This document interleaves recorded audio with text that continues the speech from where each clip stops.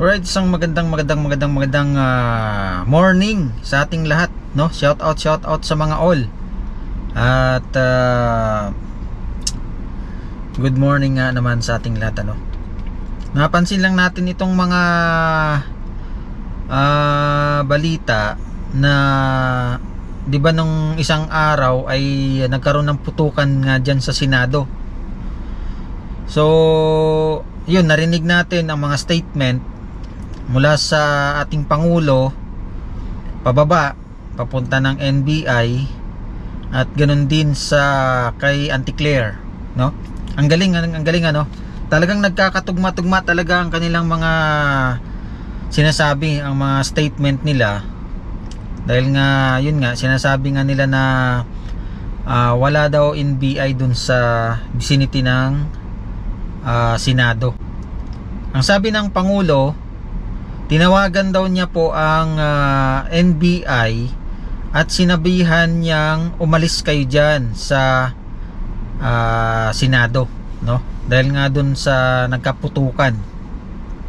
So dun pa lang, ibig sabihin nandun sila, no? Kasi paano niya sasabihan ang NBI na umalis kung wala sila dun? Ngayon, tinawagan daw niya si yung director ng NBI. At ang sabi nga ng director ng NBI ay wala daw sila doon sa vicinity or sa Senado at nandun daw sila sa opisina nila. So, sarap paniwalaan, 'di ba? Pero ang dami nating napapanood mula meron tayong napanood na coverage ng ABS-CBN. Andun nagtatakbuhan sila kasama ang mga NBI, no? Doon nga sa vicinity ng Senado. So ibig sabihin wala sila doon kasi nagtatakbuhan sila eh. Galing ng pagkaka ano nila. Dapat siguro talagang maniwala na tayo diyan, ano. Tapos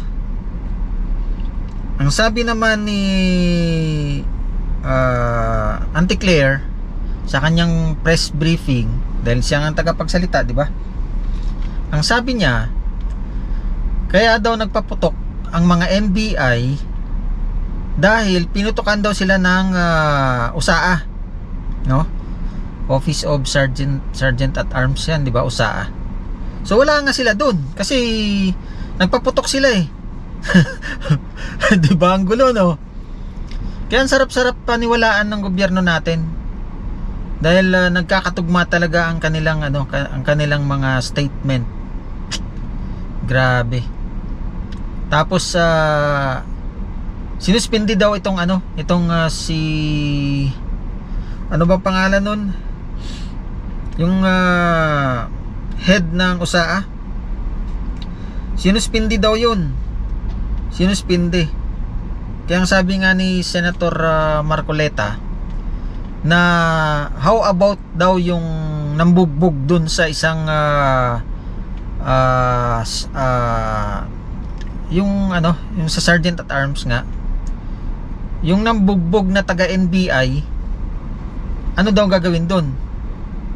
Kasi nambugbog nga, pero si yung head ng USAA, ano ba pangalan? Aplasan ba yun? Di ba? So grabe, nagkakatugma-tugma talaga ang mga statement nila. Sinabi sa una, umalis kayo diyan. So ibig sabihin nandun sila, di ba? Pero sinasabi nila, wala daw sila doon. Tapos isa pa diyan, yung nakikita sa mga video na binabarena nila yung pintuan, kasi ang pintuan daw pa lang yun, connecting yun sa kumbaga may daan mula sa GSIS papuntang Senado. So kaya daw nila binabarena yun kasi may kukunin bag. Grabe, no? Dahil lang sa isang bag, ang dami nila. Ang dami nila. Kawawa tuloy yung yung nahuli na sinasabing hindi naman daw NBI agent, volunteer lang daw yun, pero may baril daw, nagpaputok daw. Yun ang tinuturo ng mga NBI na nagpaputok. Kawawa naman siya kasi volunteer nga daw, hindi naman daw sinasahuran. Tapos siya ngayon ang tinuturo ng NBI. Kakatuwa lang kasi sinasabi nilang wala sila doon, pero ang daming video na lumalabas ngayon na nandun nga sila. Grabe. Ano ba naman ang nangyayari dyan? Ayun, wala lang.